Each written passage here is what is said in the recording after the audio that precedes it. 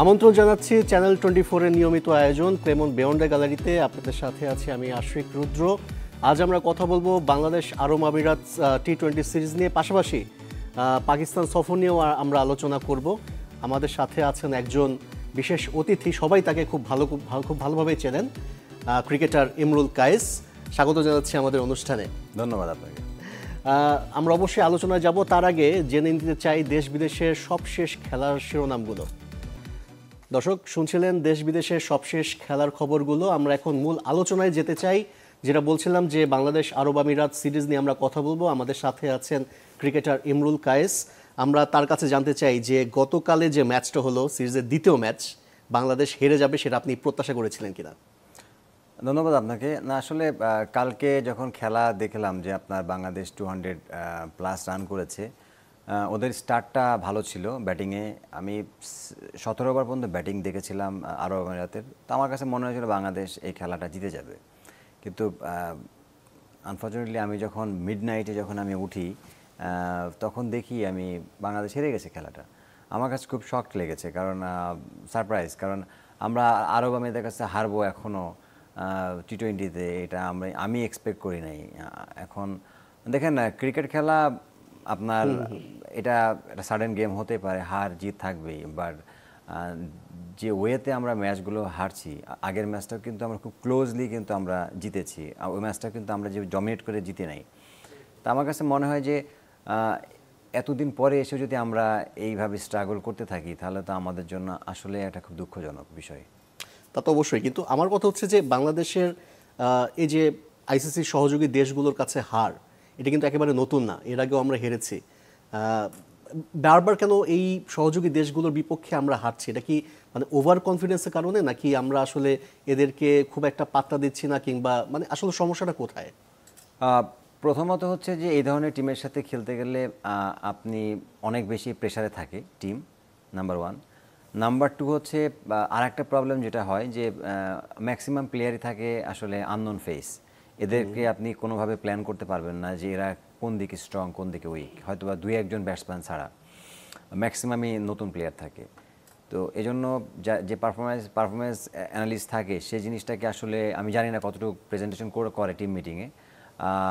যেটা হয় কি, আপনি যখন ইন্ডিয়ার সাথে খেলবেন বা বড় টিমের সাথে খেলবেন, বাংলাদেশ টিমের মতো টিম খেললে যখন ওদের প্রেশারটা আমাদের সাথে বেশি থাকে, আমাদের প্রেশারটা অতটা থাকে না। আমরা তখন আমাদের নিজেদের পারফরমেন্সটা অনেক বেশি শো করতে চাই। সেম যখন আমরা ছোট টিমের সাথে খেলি, অ্যাসোসিয়েট টিমগুলোর সাথে খেলি, আমার মনে হয় যে ওই প্রেশারটা আবার আমরা ফিল করি। এই জিনিসটা আমার কাছে মনে হয় যে বেশি ফিল হচ্ছে আমাদের ব্যাটসম্যানদের, আমাদের টিমের। কিন্তু আমরা যখন বড় দলগুলোর সাথে খেলি, অস্ট্রেলিয়া, নিউজিল্যান্ড, আমরা একটা কথা বারবার বলি যে টি-20 কোনো দলই ছোট না, যেহেতু খুবই শর্টার একটা ফরম্যাট হয়। কিন্তু যখন আমরা এই ধরনের বড়গুলো দেশগুলোর সাথে খেলি, তখন তাদের বিপক্ষে জেতার সংখ্যাটা তুলনামূলক কম হয়, বরং আমরা হয়তো আমাদের চাইতে খর্বশক্তি দলের সাথে বেশি হারি। মানে এটা কি শুধুমাত্র আমাদের স্কিলের সমস্যা বা মানসিক কোনো সমস্যা থেকে, নাকি আপনি যেটা আসলে বলছেন যে আননোন ফেস, তাদের সম্পর্কে আমরা খুব একটা জানি না, এই কারণেই হচ্ছে? না, অবভিয়াসলি দেখেন, আমরা বাংলাদেশ টিম, এটাতে এক্সকিউজ দেওয়ার কিছু নাই। এখানে আপনাকে প্রফেশনাল ক্রিকেট যখন আপনি খেলতে গেছেন, আপনাকে সব রকম ফরম্যাট খেলতে হবে এবং আপনাকে অ্যাডজাস্ট করতে হবে। আমি পার্সোনালি যেটা মনে করি যে আরব আমিরাত বা আফগানিস্তান, এরা কিন্তু মোর ফোকাস করে হচ্ছে টি-20 বা ওয়ানডে ক্রিকেটে, টেস্টের থেকে। আমাদের রিসেন্টলি আপনি দেখবেন যে আমরা টেস্ট ম্যাচ খেলেই কিন্তু আমরা খেলতে গেছি এতে, আরব আমিরাতে খেলতে আমরা গেছি। তা আমার কাছে যেটা মনে হয় যে এটা আমাদের প্লেয়ারদের অবভিয়াসলি প্রিপারেশন যথেষ্ট তারা সুযোগ পেয়েছে। এই যে মানে 2 দিন পর সুইচ করতেছে একটা ফরম্যাট থেকে আরেকটা ফরম্যাট, আমার মনে হয় যে টিমে এখন ওই ধরনের প্লেয়ার নাই যে আসলে যে 3টা ফরম্যাটকে অ্যাডজাস্ট করে খেলার মতো। আমি যেটা মনে করি, যেটা আগে যেগুলো ছিল, আপনি সাকিবের কথা যদি বলেন, আপনি 8-10 বছর সে মানে 10 থেকে 15 বছর ডমিনেট করে 3 ফরম্যাটে খেলে গেছে। তো ওই জায়গার মতো প্লেয়ার আমি বাংলাদেশ টিমে এই মুহূর্তে আমি দেখি না। আর যারাও থাকে, যে 2-1 আছে, তাদেরকে হয়তো আমরা প্রপারলি খেলাতে পারতেছি না। মানে আমরা দেখি যে বিশ্ব ক্রিকেটে প্রতিটা দলে হয়তো বা আইকনিক কিছু প্লেয়ার থাকে। আপনি যেটা বলছেন যে সাকিব আল হাসান, তার মতো কোনো প্লেয়ার এখনো গড়ে ওঠেনি। আমরা যদি দেখি পার্শ্ববর্তী দেশ ভারতের কথা, সচিন টেন্ডুলকারের মতো হয়তো কোনো প্লেয়ার ওইভাবে তৈরি হয়নি, কিন্তু তাদের রিপ্লেস করার মতো কিন্তু ক্রিকেটার কিন্তু তৈরি হয়েছে। আমরা পরবর্তীতে বিরাট কোহলিকে দেখেছি, কিংবা এখন যারা খেলছেন তারাও সেভাবে সার্ভিস দিচ্ছেন। বাংলাদেশে কেন সাকিবের মতো না হোক বা কাছাকাছি মানের ক্রিকেটার কেন এখন পর্যন্ত উঠে আসলো না, আপনার কাছে কি মনে হয়? বিকজ আমাদের পলিসি সিস্টেম ভালো না। আমরা আমরা বিগত 10 থেকে 15 বছর যে ওয়েতে আমরা বাংলাদেশ ক্রিকেট বোর্ডকে রান করেছি, আমরা যে ওয়েতে আমরা বাংলাদেশ ডোমেস্টিক ক্রিকেটকে আমরা খেলিয়েছি, এটা তো আসলে কখনো কোনো একটা টেস্ট নেশন বলেন বা প্রফেশনাল একটা টিমের ইনফ্রাস্ট্রাকচার এটা হয় না, এটা বলে না। আমাদের দেশে যদি আপনি দেখেন যে অনলি মানে শুধু মিরপুরের কেন্দ্রিক ক্রিকেটটা হয়ে গেছে। আপনি ইন্ডিয়া বা অন্য দেশে যদি যান, প্রত্যেকটা তাদের প্রভিন্সের ক্রিকেট আছে, তারা প্রভিন্স ক্রিকেট নিয়ে ব্যস্ত থাকে। প্রত্যেকটা মানে প্রভিন্সে তাদের প্লেয়াররা তাদের কাছে জবাব দিতে থাকে। আমাদের এটা নাই। আমাদের শুধুমাত্র Mirpur indoor, Mirpur academy, Mirpur stadium, এই কেন্দ্রিক আমাদের ক্রিকেট। এর বাইরে কোনো প্রফেশনাল ক্রিকেট নাই। সো আমার মনে হয় যে এটা যে বিগ রিজন আমাদের বাংলাদেশ ক্রিকেট পিছিয়ে যাওয়ার। আর আরেকটা জিনিস যেটা বললেন যে দেখেন যে আমাদের দেশে এখন আমি মনে করি যে আফটার সাকিব আল হাসান ওর পরে যদি কোনো পরবর্তী স্টার ধরা হয়, আমি মনে করি যে মেহেদী হাসান মিরাজকে আমরা মনে করতে পারি। Because he is a number মানে 2 অলরাউন্ডার আমার মনে হয় যে আইসিসি র্যাঙ্কিংয়ে আছে। তো এই ধরনের প্লেয়ারকে যদি আমরা প্রপারলি ইউজ না করতে পারি, তাহলে আমরা কাকে ইউজ করব? আমি কাউকে বাদ দিতে বলছি না, বাট এই ধরনের প্লেয়াররা যখন স্কোয়াডে থাকবে, অবভিয়াসলি আমার কাছে মনে হয় যে টিমের স্ট্রেংথ বলেন, টিমের মনোবল সব কিছু ভালো থাকবে। কারণ মিরাজকে দেখেছেন আপনারা, যে কোনো সিচুয়েশনে কিন্তু সে কিন্তু ঘুরে দাঁড়িয়েছে, পারফর্ম করেছে। সে টেস্টে ম্যান অফ দ্য সিরিজ হলো, আমরা তাকে স্কোয়াডে রাখলাম না। বিকজ কি আমাদের একটা ট্যাগলাইন লাগিয়ে দিই আমরা, কি এই ফরম্যাটের জন্য, এই ফরম্যাটের জন্য। কিন্তু একটা ছেলে তো ওই ফরম্যাট থেকে অন্য ফরম্যাটে ভালো করতে পারে, একদিন দুই দিন খারাপ হইতে পারে। সো আমাদের ভিতরে বিশ্বাসটা নাই, আমরা আসলে ক্রিয়েট করতে পারি না বিশ্বাসটা, একটা প্লেয়ারের ভিতরেও দিতে পারি না। আমাদের ম্যানেজমেন্টের ভিতরে আমাদের বিশ্বাসটা নাই যে এই ছেলের মাধ্যমে আরও সামনের দিকে যাওয়া সম্ভব বা ও ভালো করতে পারে। আপনি দেখেন পিএসএলে মিরাজকে ডাক দিয়েছে, অথচ আমরা মিরাজকে ন্যাশনাল টিমে নিতে পারি না। সেটা আমাদের ব্যর্থতা আমি মনে করি। সো মিরাজের মতো প্লেয়ার একজন থাকলে, আমি লাস্ট ম্যাচে আমাদের কোনো অফ স্পিনার নাই, আমরা আগের ম্যাচে আমরা শেখ মাহাদিকে খেলিয়েছি, ও এত রান দিয়েছে, আমরা এই ম্যাচে আমরা খেলাতে পারি নাই। সো এই জায়গাগুলোতে আমার মনে হচ্ছে আমাদের খুব ভালোভাবে চিন্তা করার বিষয় আছে। আমরা বোলিং নিয়ে আলোচনা করব, তবে একটা ফোনও নিতে চাই। কি একজন ফোন করেছেন দর্শক, আপনি যদি আপনার প্রশ্ন কিংবা মতামত জানাতে চান। হ্যালো, জি শুনতে পাচ্ছি। আমার নাম মইনুল ইসলাম তপন, আমি পূর্ব রাজাবাজার ঢাকা থেকে বলছি। জি, আমি আসলে আপনাদের নিচের লাইন দেখছিলাম যাচ্ছে যে আরব আমিরাতের কাছে বাংলাদেশের লজ্জার হার। এটাই কিন্তু আসলে সত্যি কথা। কালকে অনেক রাত পর্যন্ত আমি খেলা দেখেছি, আগের খেলাটাও দেখেছি, আগের খেলাটা অনেক কষ্টে জিতেছে। কালকে খেলাটা দেখেছি, বিসিবি এতটা ওভার কনফিডেন্স ছিল যে আরব আমিরাতের সাথে সিরিজ জিতবে, যার জন্য মুস্তাফিজকে ছেড়ে দিল আইপিএলে। তার জায়গায় খেলালো নাহিদকে। কালকে নাহিদ রানাকে দেখলাম, সে সাধারণত টেস্টে বল করে, অনেক ওভার করতে পারে, এখানে 4 ওভারের মাত্র খেলা। কেন নাহিদ রানার ওই বোলিং এর জন্যই কিন্তু আমরা হেরেছি। এত রান দিয়েছে। এখন আমি একটু ইমরুল কায়েস ভাইকে জিজ্ঞেস করতে যাচ্ছি যে এইভাবে পরীক্ষা নিরীক্ষা করে আর কতদিন চলবে? আমরা তো লজ্জার হারতে লজ্জা করতে করতে তো আমরা নাই, আমাদের মাথা হেড হয়ে গেছে। কায়েস ভাই একটু বলেন। আমরা আপনার প্রশ্নটা বুঝতে পেরেছি। আমি এই প্রসঙ্গে আসতে যাচ্ছিলাম। নাহিদ রানাকে নিয়ে অনেক আলোচনা হচ্ছে যে নাহিদ রানা অনেক ফাস্টেস্ট বোলার, বাংলাদেশের না পুরো উপমহাদেশে বলা যায়, এবং ওয়ার্ল্ড ক্রিকেটও বলা যায়। একটু কি মনে হচ্ছে যে ওকে একটু আর্লি স্টেজে খেলানো হচ্ছে, কিংবা একটু ওভাররেটেড মনে হচ্ছে কিনা আপনার কাছে? আমার কাছে মনে হয় ওভাররেটেড করা হয়েছে। দেখেন, ওয়ার্ল্ড ক্রিকেটে 150+ বোলিং অনেকে করে। আমি মানে শুধুমাত্র নাহিদ রানা করে না। এখানে আপনি যদি দেখেন, ওয়েস্টার্ন অস্ট্রেলিয়াতে অনেক প্লেয়ার আছে যারা অলমোস্ট ক্লোজ টু দ্য 150-তে বল করে। আপনি সাউথ আফ্রিকাতে অনেক বলার আছে যারা 140-তে বল করে, কিন্তু আমি তাদেরকে তো ন্যাশনাল টিমে খেলাই না। আর যদি খেলাইতে হয়, আমি কেন 3 ফরম্যাটে খেলাবো? আমি তাকে রেডি করতেছি এক ফরম্যাট, সে 2 বছরও ন্যাশনাল টিমে খেলে নাই। আমি যদি তাকে সব ফরম্যাটে খেলাই দিই, ভাই আমার এই ধরনের বলার দেশে নাই। আমি যদি তাকে আস্তে আস্তে জিনিসটাকে তাকে ইন্টারন্যাশনাল ক্রিকেটটাকে আমি তার ভিতরে দেওয়ার চেষ্টা করি, তাহলে সে সাস্টেন করবে অনেক দিন। আমি যদি তাকে ওই দিনে 1 থেকে 1.5 বছরের ভিতরে সব ফরম্যাট খেলাই দিই এবং সে সারা ওয়ার্ল্ড তাকে জেনে গেল, তাকে নিয়ে অ্যানালাইজ করা শুরু হয়ে গেল যে নাহিদ রানাকে, আলটিমেটলি তাই হচ্ছে। ওর এক্সপেকটেশনের থেকে বেশি চিন্তা করা শুরু করে দিয়েছে। ও নিজেকে হয়তো ভাবে মেলে ধরতে পারতেছে না। আর আপনি দেখেন, কালকে ও বোলিং করছে, আমি কালকে বোলিং দেখতেছিলাম, ফার্স্ট বলটা করছে মানে নো বল। তো এটা তো আসলে এভাবে, এটা একটা প্রফেশনাল টিম, এটা তো হয় না। আপনি আগের ম্যাচে আমাদের হাসান মাহমুদ খেলেছে, ভালো বোলিং করেছে, আপনি কেন ম্যাচ সিরিজ জেতার আগেই আপনি কেন তাকে আপনাকে পরীক্ষা করা দরকার আছে? আপনি সিরিজটা জিতেন, তারপরে আপনি আর একটা ম্যাচ যদি আমরা এক্সট্রা করেছি, বাড়াইছি, তাহলে ওই ম্যাচটাতে আমরা হাসান মাহমুদকে ড্রপ দিয়ে আমরা নাহিদ রানাকে খেলাতে পারি, তাহলে সিরিজটা তো জিততে পারি। সো এখন কি হয়েছে, আমরা এক সমতা হয়ে গেছে। তো আমার কাছে যেটা মনে হয়েছে, দেখেন আমরা অবভিয়াসলি আমরা এক্সপেরিমেন্ট করব।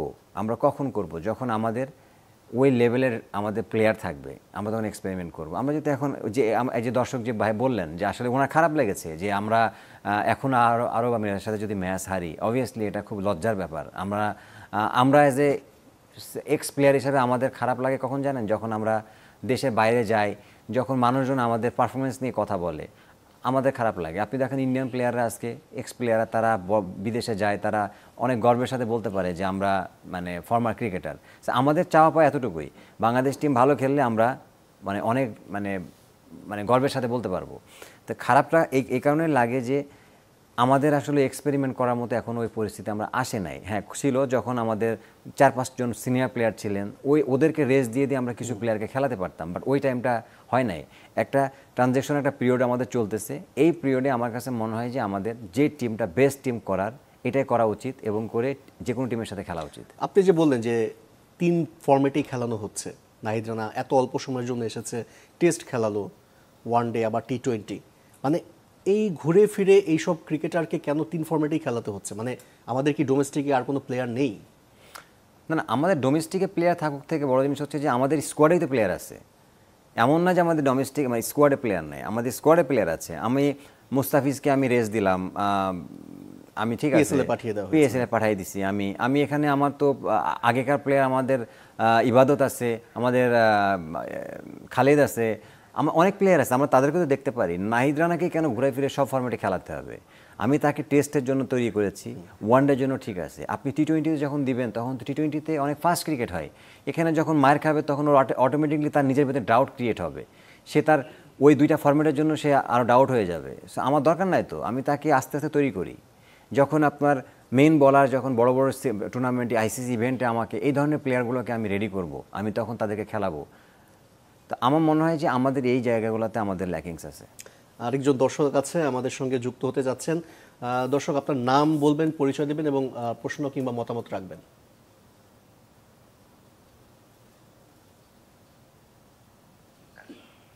আমার প্রশ্নটি হচ্ছে, ম্যাচে আমরা গরমে ঘামে যে টান দিয়ে তারপরে বলটা কিন্তু গ্রিপ করতে পারছি না, তারপর ডিউ শীষের কারণে। আমরা যদি BPL NCL-টা ফ্ল্যাট থেকে করতাম তাহলে এটা কিন্তু একটা ভালো হতো। এটাই বিষয়টা, আপনারা কি বলবেন? বুঝতে পেরেছি আপনার প্রশ্নটা, আমরা উত্তরটা জানবো, তবে তার আগে একটা বিরতিতে যেতে চাই। দর্শক আমাদের সাথেই থাকবেন, আমরা আরও আলোচনা করব ক্রিকেটার ইমরুল কায়েসের সাথে। একটা বিরতি থেকে ফিরছি।